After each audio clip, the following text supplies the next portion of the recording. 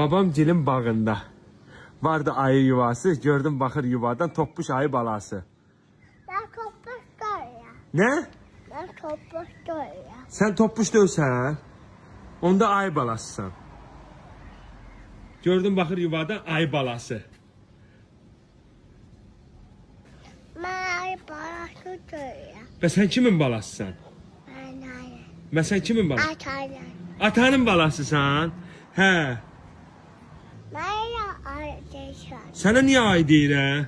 Demeyeyim. Ve sana ne diyeyim? Ben akım. Mədinə xanım, oy sənə qurban olum. Az demərəm bir də, sənə Mədinə xanım deyəcəm indən belə. Allah görmürsən xanım xatında, donunda geyinib.